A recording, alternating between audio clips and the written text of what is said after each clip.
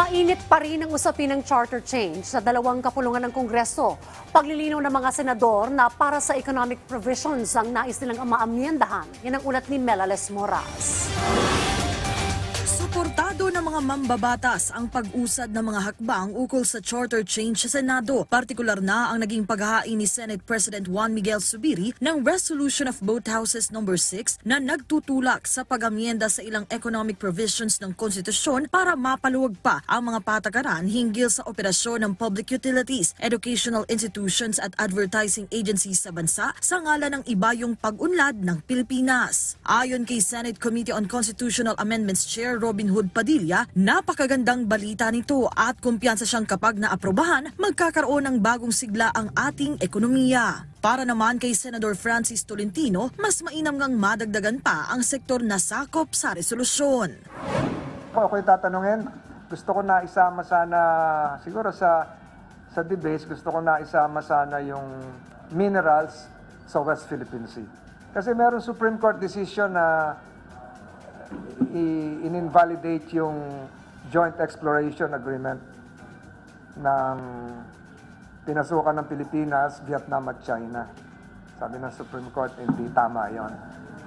Para sa akin, para natin ma-explore, exploit, develop, extract ang natural resources sa West Philippine Sea, sa Recto Bank, kailangan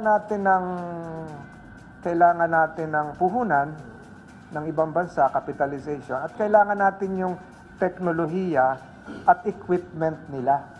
Si Senador Win Gatchalian, binigyang diin naman na tanging economic provisions lang ng saligang batas ang bubusisiin nila at hindi kasali rito ang political provisions ng konstitusyon na sinugundahan din ng ilan pang senador. Habang para naman kay Senadora Amy Marcos, pag-aralan natin bilang pakikisama, pag-aralan pero makikita sa umpisa pa lamang, una, CONAS is a slippery slope, ika nga.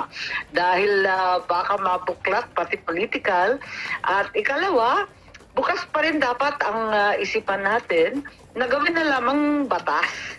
Baguhin na lang sa batas. Sabi nga, in accordance with law. sa panig naman ng Kamara, masaya si House Majority Leader Manix Dalipe na ngayon magkatuwang na ang Kamara at Senado sa pagsusulong ng Tsa-Tsa. Habang si House Deputy Majority Leader Erwin Tulfo nanindigan namang walang kinalaman si House Speaker Martin Romualdez sa itinutulak na People's Initiative ng ilang grupo. Pinabulaanan din niyang may plano umano ang liderato ng Kamara na gawing regalo kay Pangulong Ferdinand R. Marcos Jr. ang charter change para sa State of the Nation address o SONA nito ngayong taon.